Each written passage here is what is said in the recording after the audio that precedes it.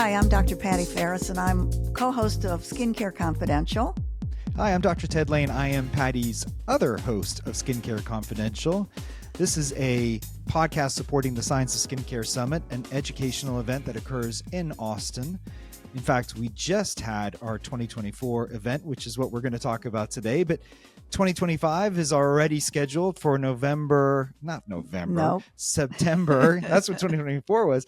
September 5th through the 7th in Austin at the Fairmont Hotel. So we are proud to announce that, Patty, right? Yes, we really are. We're super excited. The Fairmont Hotel was fantastic. The facility was great. We had so many healthcare providers and wonderful manufacturers represented. It really was just incredible. For anybody who's interested in skincare, it's definitely a meeting to put on your list for sure.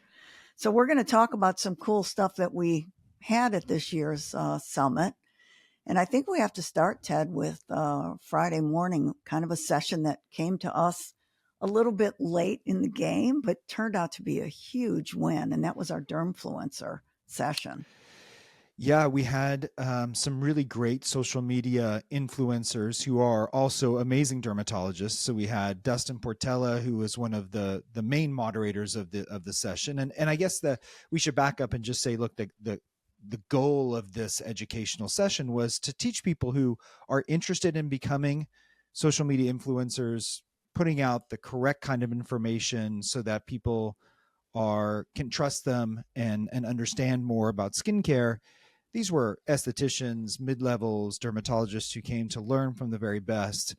And thank you to our sponsor, Aven, for that, because Yes. it was really their vision. Initially, they came to us and we just helped to make that maybe bigger than they thought it was going to be, but we were all kind of surprised. I think it was at bigger the than we success. thought it was going to be too. Yeah. So There's a Dustin lot of Portella, interest. And yeah. I think the key takeaway was the importance of the dermfluencers. I mean, they went through nuts and bolts of how to create content and how to, position dermatologists and dispel myths. I mean, it was just great. But I think the real take home message was dermfluencers are, number one, they're here to stay. Number two, they're necessary because we really do need to be the ones putting out skincare information and good information about medical and surgical dermatology and cosmetic dermatology as well. Mm-hmm. But it was very well received. That was a great session. Shout out to Lindsay Zubritsky, Dr. Zubritsky, and Dr. Yep. Jenny Liu as well, who were on faculty and did just a tremendous job. And then we should also mention Mimi Banks, Mimi, who runs Mimi Banks Social and is really an expert in this area. Got in it, I think, way before anybody realized how big it was going to be. So she's just a wealth of knowledge. So we'll be bringing that session back for sure next year. Do you think Mimi will take me on as a client, Patty? You and I would have to be in like the 00 remedial course. Okay. You know that we are so bad. It's just not in our wheelhouse, Ted. We got to stay on the podium where we belong. There you go. Well, we're old timers. Speaking of podium, right? We transitioned from this incredible derm influencer session right into our first session of the day. And luckily we had a real industry insider and leader to kick us off. Yeah. Adam Ricciardone, which his name is really hard for me to say, but he's the head of R&D for Kenvue globally, has his finger on the pulse. And he talked really kind of about three things that were trending in skincare. And the first was the pre-aging. Like we're all seeing younger and younger patients, right? Interested in skincare. And this pre-aging group is getting a lot of attention because they're really interested in preventing the things. Instead of we're treating aging, they want to really prevent it. And so that whole notion of collagen banking and all of those things that group is interested in. He also talked about dermfluencers and the importance of them with regards to industry and, again, dispelling myths and things like that. And then he talked about something kind of interesting at the end. He called it sonification of skincare, where, again, these same people who are interested, they're looking for multitasking products. So they're not just looking for something to make them look better. They're also looking for something that can prevent and protect. So it was a great talk. I mean, he talked about how big the market's going to be. I mean, I think he said 240 to 260 billion, like by 2029. It was just a monster number. Yeah. So, these are the guys who are driving the bus. These are the people who are making the decisions in what strategic direction the industry goes. So it was a great talk. That ties in. I'm just thinking the sonification of skincare, that ties into what we're trying to do with the Derm Retail Alliance. Now, this is, Yes. many of you may not have heard of this. This is an alliance that L'Oreal helped to kick off and is still the primary sponsor of, bringing in retailers such as Walgreens and CVS and Ulta, and now, Amazon was there as well, and dermatologists together to try and improve and enhance the consumer education on skincare products to ensure that consumers are choosing the right product for their condition or their concern. And super excited that we're actually going to have an unbranded sun safety campaign that'll Yes. launch soon. That's been a great initiative. Yeah, That all you and I kicked have both off. been a part of from the beginning. It's really exciting. Yeah. We had some other great talks. This was kind of our practice management session. Doris Day gave a talk on branding. Hard to recapitulate that, but she's built an incredible brand with her Mm-hmm. Dr. Radio and Mm-hmm. all of her social media presence. So, and she just gives a great talk. So everybody enjoyed that. Mm-hmm. Who else was in that session? Emily Ann Scalise, Mm-hmm. who is a wonderful, Powerhouse. yeah, she's just great. She's a great speaker. She talked about kind of how she rallies her troops in her office and how they get sales going. Mm-hmm. It was really about the business of skincare. And then we had the top producers, people like Ruth Tadaldi and Vivian Bukai, Heather Glynis. Woolly Lloyd, talking about Mm-hmm. how they do it, how they sell skincare. And the sort of common thread is always, if you think it's important, then you're going to be successful. It's not really a sale. It's part of a comprehensive skincare program that, if you're going to rejuvenate the skin, you got to do it with skincare and procedures and neurotoxin and all those other things. So I love the flavor of that session. Also, Heather Goodchild was on that panel with us, Right. who's from Color Science. Color And science. she's been in the, sort of dispensing end and also the retail end. So she had a lot of valuable insight as well. I've come to the realization through our conference, honestly, that you have to include skincare as part of your treatment regimen. And if you think about aging, photo aging as a disease, right, which is more and more how we're considering aging, something that can be prevented or treated, then skincare becomes part of your treatment arsenal. And It is. and But it's remember, it wasn't that way. no. This is really a new sort of a new evolution, a Mm-hmm. paradigm shift, I think. And Mm-hmm. we had great sessions on medical dermatology and how important it Mm-hmm. is for acne and rosacea and eczema Mm-hmm. for us to prescribe the right skincare.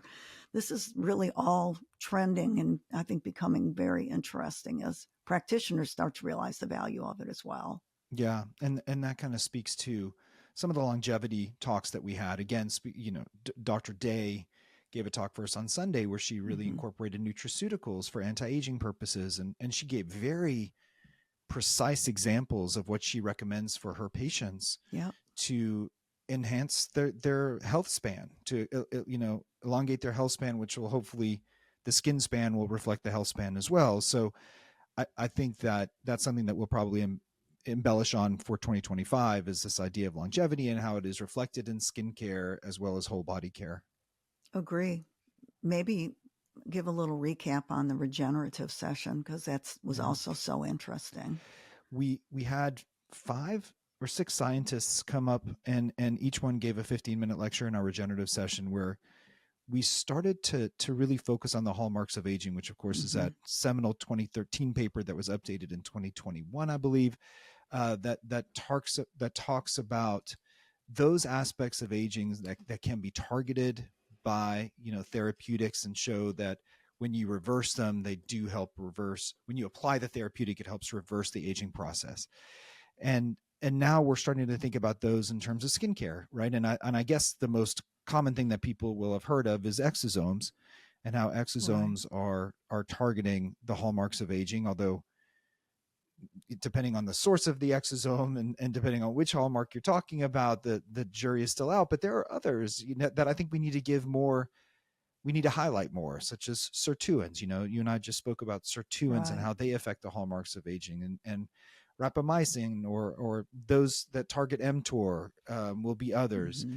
There's the epigenome that are being targeted right now by some really prestigious and mass market brands.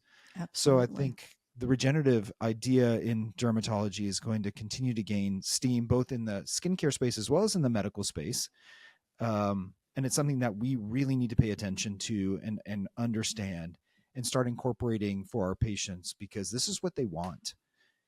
This, as you mentioned, pre-aging is all about the hallmarks of aging. Really, it's about banking your collagen. 100%. Yeah, banking your collagen, And saving your so, telomeres, yeah. the whole thing.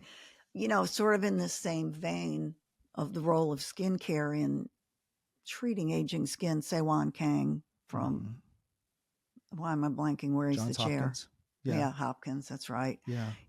I still think of him as a University of Michigan guy. He Mm-hmm. always will be Mm-hmm. to me. Mm-hmm. But, he's done such incredible work, and he gave a great talk really about all of his seminal work that he had done Yeah. and how they really teased out what was going on with photoaging and how it was the extracellular matrix components that were degrading as a result of ultraviolet light and turning on of different pathways and transcription factors that we're all now well familiar with. But they did all that original work, such as AP1, increasing the matrix metalloproteases.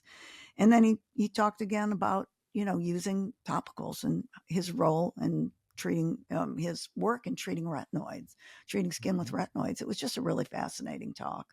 Mm-hmm. So again, it's so important, the topicals that we use. They really are the frontline defense besides prevention. Yep. They're the front line we've got for treating aging skin at this point.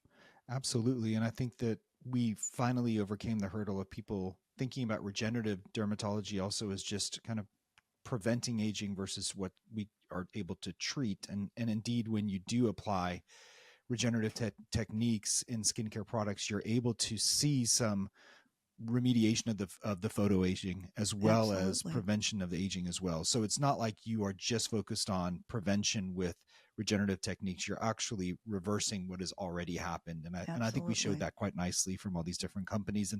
And quite frankly, what I'm excited about is the ability to start moving away from retinoids. Yeah. Moving away from the need for that 3 or 4 weeks of retinization. And now we have these Yeah. incredible ingredients that, Sure. some of which are agonists, just like retinoids are, taking advantage of biological processes that are already in the skin. And some of the novel peptides, some of the interesting, ingredients that have really shown to affect senescence and all kinds of hallmarks of aging. So interesting. Yeah. Now we didn't forget the microbiome, because remember Heather Woolley Lloyd gave a really good talk on the microbiome, and she's a great speaker. But she talked about both oral probiotics as well as topical probiotics and postbiotics. She also covered, and just how they can be used for preventing ultraviolet light damage, induced damage, and also repairing the skin, helping with transepidermal water loss, improving skin hydration, improving fine lines and wrinkles. She gave a really nice summary of, and there's not a huge amount of literature, as you know, because we've both spoken on this too, but there are some nice studies that really show the benefits of both topical and that gut skin connection. When you influence the microbiome of the gut, how much better the skin gets as well. Super interesting talk. And I think, again, she always does such a great job. And then I laugh because just, one thing that I think you and I both think we're kind of good on is antioxidants, until Giuseppe Villacchi gets on the stage. Yeah, forget it. And then you're like stratosphere. a first grader because he's in another stratosphere with it. But I'm telling you, he says so many interesting things.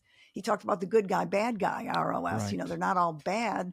And with regards to hormesis, that, low levels turn on certain pathways. Yeah. It's when you get overwhelmed, when the system gets overwhelmed, that you go into oxidative stress and start triggering all those pathways that damage the extracellular matrix and do all the bad things to the skin. It's, again, a super interesting talk. Really interesting talk. It's interesting, Patty, is that the brands come at us with different data based on their own antioxidants. And it's really hard to understand which molecule, which type of antioxidant actually has the most biological activity. But, I just trust Dr. Villacchi so much. And so whatever he says, I'm going to trust and listen to. And that's like my go-to resource. We know vitamin antioxidants work because we've got all the data behind CE ferulic. And it does have a little polyphenol and sprinkled into it. But basically, we know that it can prevent sunburn and DNA damage and all kinds of things. So we know they work. I think he was just saying, technically speaking, they're not as maybe comprehensive as an antioxidant as something like a polyphenol is. It was a very interesting talk. Yeah. But I mean, that goes along with his idea of ingesting Yeah, antioxidant goes along with some of our integrative talks that happened as well, those were so where for the good. first time we had Dr. Raja Sivamani talking Hmm. alongside Dr. Peter Leo, who's our all-time fave. And that integrative session was just so interesting to see Yeah, what they're doing with these natural ingredients and harnessing the gut skin and the neuro skin connection to improve skin health, and even for inflammatory diseases. I mean, you just want to learn more and more about that. yeah. It's something that's really becoming more mainstream. I think 10 years ago, um, people just weren't talking about this. And, Mm-hmm. they've got their meeting, the Integrative Derm Society Mm-hmm. meeting, Great which is meeting. so good. It is a great Mm-hmm. meeting. We've both spoken there. It's a great meeting. It's just so nice to see that aspect of medicine being validated and being studied by people as smart as those two. Mm-hmm. Because And I, they put the science in yeah, integrative derm, for right? sure, for sure. And I think the OG in that is really the guy who started with botanicals, which was Carl Thornfeld with his Oh, Epion's line. that was such a good talk, too. He really gave us an interesting perspective on using botanicals. And I remember meeting him so many years ago when he was starting his line. And I think I thought he was maybe a little bit off Mm-hmm. base He with what was he was saying, ahead of his because it was time. right in the middle of the retinoid revolution. Mm-hmm. And he came out and he said, "I'm going to test my product against retinoids." I'm like, really? And he did. He did. And it performed really well. Yeah. I just didn't understand how you could harness the power of a botanical like that. And boy, we sure have learned a lot. But that was very interesting. Yeah. And I thought, I'm going to go back and listen to his lecture again because it was really packed full of incredible information. But the way he was Right. talking about where you source the botanicals, how they're Right. processed is also so important. And we really Well, need to take that into account when we're looking at these different, quote unquote, natural ingredients and what they portend to offer the right. skin. I'm just not sure after listening to his lecture that you can get something from the ordinary, just saying a brand that is less expensive, nothing Nope. against the ordinary, but just, something less expensive that Yeah. may not have all the investment in finding the correct form of the ingredient to be as biologically active as we need it to be. Yeah. No, he definitely made a point of how it's processed and how it's grown and every single aspect of its, genesis. It Mm-hmm. determines the potency in the end. Yeah. Yep. Which that kind of leads me to the sustainability lecture from Dr. Courtney Rubin, who really opened everybody's eyes on sourcing of not only the ingredients but also the packaging Packaging. and Yeah. the utility of reusable packaging and how maybe it's not as good as we think it is for the environment. And oh my goodness, she really kind of enlightened us to think about this sustainability in a different way. It was a very, it's so timely because that's on top of mind of all of the cosmetic companies right now Mm-hmm. and with consumers too, Yeah. who are Yeah. very interested in that. Well, Um, the good news is these lectures were so jam packed, Patty, but we are going to offer them online virtually for people to have access to. So coming yes. soon, hopefully by end of November, early December 2024, we'll have this 2024 edition of the Science of Skincare available to be reviewed virtually and listened to virtually. Yes. So And stay tuned. We'll send out an email about when yeah. that's ready. But I think a lot of people are excited. The people that attended who just couldn't write down enough notes on a lot of these lectures will be happy to be able to go back and listen and really gather the pearls and the tips from all these great lecturers. I agree 100%. I got to listen to them. You and I Mm-hmm. were also going in and out to some Yeah. extent. So Mm-hmm. you catch a piece of a lecture, but not the whole thing. So I'm looking forward to it too. Stephen Wang, finally, we got him this year. He's such a, God love him. I We've been know. trying to get him to come to the meeting every year. He's so, such a great photobiologist and knows so much about sun protection. And he gave a great recap, I think, on photo protection 2024 style, Mm-hmm. how to protect yourself from visible light, the importance of longer wavelength of protection for preventing pigmentation. He also talked about vitamin D, talked about I think it's called the Vital study that looked at vitamin D and basically concluded that many of the benefits we thought we got from vitamin D, we probably aren't getting. Mm-hmm. He said didn't see anti-cancer benefits. They didn't see prevention of stroke. They didn't see prevention of cardiovascular disease. And shockingly, didn't see prevention of fractures. Mm. And he said the recommendation from that study was stop testing for vitamin D and stop taking vitamin D. And I think he kind of turned it all up on its head because all the terms had whipped around, mine included. I'm like, really? So that's a study to look for. But it was interesting that he included it. He also talked about the safety studies and the safety aspects of sunscreens. And, we're all fighting those maximal use studies that the FDA did so many years ago, 5 years ago now, I guess. And that was an unrealistic, I think, application situation that most likely would never be mimicked or mirrored in real life. But he talked about it, and, he's got such a nice perspective on it. Well, he definitely played hard to get, but we were able to get him after 3 years of trying. We got him on a blind date. Yeah. I was able to get him. I was going to show up at his doorstep if I needed to. Stephen, you're invited back. And I think he made the statement that we're going to have a new filter in the United States. He really sure believed that the FDA was going to approve the new filter, what in Europe is called Tinazor. Here it'll be in a different brand name, but that's exciting to get more UVA spectrum protection. It's about time. Great. 20 years in the making. Yeah. We have not had any new filters, and ours pale by comparison to the Tinasorb. So, yeah, he did mention it, and it's super exciting. Yeah, I think everyone all was good news. Very excited to hear someone say definitively that 2025 will see a new filter approved by the FDA that will make its way into products very quickly, I would imagine. And when that does, and anybody's listening to this, if you don't like the mineral sunscreen ingredients, if they leave you with a white cast, if they just don't satisfy you aesthetically, look for ingredients such as Tinazorb, or again, the longer kind of UVA spectrum protection, because that should be it'll be a revolution in sunscreens in the United States in short order. Yeah, it's going to change everything, which is fantastic. Yeah. What are we missing? Let's see. We did the integrated skincare. Integrated, of course. Yeah. Which was, of course, the great Dr. Jill Weibel, who I don't know how she does it, but she performs 30 to 40 laser procedures every day in her office in Miami. And who better to talk about skincare with laser procedures and other energy-based devices than Dr. Weibel. Yeah, he's been a supporter of ours from the beginning. So just an amazing dermatologist, and we're so lucky to have her as a partner. And she gave another wonderful talk. And Dr. Bukai from San Antonio, another great supporter of ours, gave a difficult lecture on non-energy based devices and skincare. How do you pair skincare with microneedling, chemical peels, that kind of thing, hydrofacials, hydrofacials, diamond glow, that kind of thing. How do you do that? And that was a tough topic for her, but I think she did a really nice job on that, giving some tips and tricks, because my goodness, what a powerhouse cosmetic dermatologist she is. Yeah, she's been really great for us, and we whatever lecture we have that we don't want to give to somebody, we say, let's just give it to Vivian, because she won't just do it. She'll do it and do it good. She'll do a great job.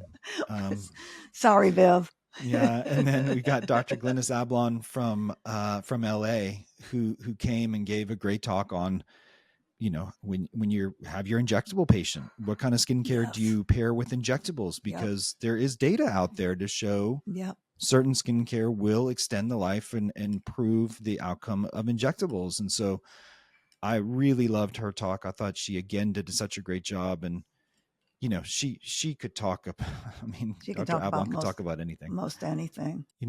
Another somewhat different thing we did this year was look at special patient populations. In addition to the menopausal patient, we looked at the male patient. Dr. Corey Hartman gave a great talk on the male patient and skincare considerations.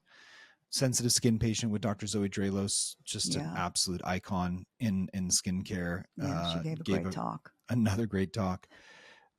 We had then a small skincare ingredient primer with, Dr. Cheryl Burgess joined us this year and just really knocked it out of the ballpark with peptides and growth factors. And of course, Dr. Cherie Fry with hyperpigmentation did a wonderful job, as she always does. So I'm just so thankful for our faculty, Patty. They were just amazing. You're 100% right. And there's so many new things, just so many interesting ingredients coming into the hyperpigmentation market. Mm-hmm. It's like almost bigger than anti-aging these days because, Mm-hmm. well, first of all, it's a huge global problem. We have so many patients with skin of color in particular with pigmentary disorders and so many things you can do over the counter. I mean, all these new, she talked about some of the old standbys. She talked about some of the newer ingredients. She talked about some of the potentially problematic ingredients like hydroquinone, for example, and which, of course, we all use and know that we can't clear up certain types of hyperpigmentation without. But she talked about glutathione. It was a very good talk. Another one to listen to again. Right. And of course, we should mention our esthetician track where we had Renee Rouleau and Sarika Diaz, who really helped us lead this and forged a community of estheticians. We almost tripled the number of estheticians this year compared to last year. And so I think that's something that's resonating in the esthetician community. And our goal is to continue to provide education and provide community and really help estheticians learn more and more about the science of skincare so that they can apply it to their practices. Absolutely. That I sat through a lot of that session. It was really well received, and there's such a nice community that just wanting to help each other, pull each other up, and teach each other. I mean, we had demos in there. We had super experts up on the podium talking about their skin typing systems, how they approach patients, and all the different ways you can be an esthetician. You can work for industry. You can have your private practice. You can be in a physician's office. So it was just like a really great session. I enjoyed it thoroughly. Thank you to Hydrofacial for sponsoring that session and allowing us to really build something special this year. We'll continue to do that. And of course, thank you to all of our sponsors. Honestly, Patty, of course, our diamond sponsor again this year from the very beginning has been L'Oreal. And without them, Science of Skincare would never have been launched. Never would have happened. They've been 100% behind us all the way. And Kenvue, also a big sponsor of ours, and has been very supportive of us. So Galderma came in strong this year as well, and the Cetaphil brand with the new product launching Q1 that we're all very excited about. Super excited. Had a panel discussion about that condition of dermatoporosis that is something that we all deal with on a daily basis. So many of our patients over the age of 40, but hopefully we'll have something for that very soon. Won't we have a podcast on that? We'll have a podcast on that too. That's right. So that's going to be great. Yeah. I heard some people saying dermatoporosis. What's dermatoporosis? I guess it's not a real mainstream term yet, but it came from osteoporosis, right? They wanted to define the skin in terms that people understood. It's a great term, actually. It is. Well, I think we have really done a great job. Well, I always think we do a great job, Patty, but I think I thought we... Hopefully other people do too. This is just a teaser, though. We hope that those of you who weren't able to attend will jump on and listen virtually because there's so much information to gain. Yeah. In our echo chamber, we do great jobs. But just again, thank you to all the sponsors this year. We hope to see everybody back in 2025. We hope to see everyone that's listening in Austin, September 5th through the 7th at the Fairmont Hotel. We'll have registration up very soon at scienceofskincaresummit.com. We'll continue to lead the way in with our Skincare Confidential podcast episodes as well. We're still working on making sure we get the very latest and greatest tip of the spear type information so that our listeners stay at the cutting edge as well. And we already have some plans for that for 2025. Yes, we do. We should probably also thank all the research scientists who came to the podium for us. I mean, it's incredible. One of the things that we really love about it is we get that blend of physician key opinion leaders. We have research scientists, and we also have some of the industry leaders. So it's really a great learning experience. Yeah. To ask a scientist to go from the benchtop to the podium is no small task for them. And so thank you to the wonderful PhDs that spent a lot of time making their slide decks, practicing their presentations. Yep. It was not lost on us. No. What a great job you all did. So thank you. Incredible. Well, I guess this will be a wrap for this episode. Just a summary of the Science of Skincare Summit 2024. We look forward to seeing you all in 2025. If you like the podcast, please subscribe. Please give us a like and tell your friends as well. And we'll keep the mission keep going with this mission of educating people on the science behind the wonderful skincare industry, which continues to just absolutely lead the way in all different areas of science, so that we can offer our patients the ability to use over-the-counter skincare to improve the health and beauty of their skin. Absolutely. Thanks for listening, everyone. I'm Dr. Ted Lain with Dr. Patty Farris, and this is Skincare Confidential. Thank you.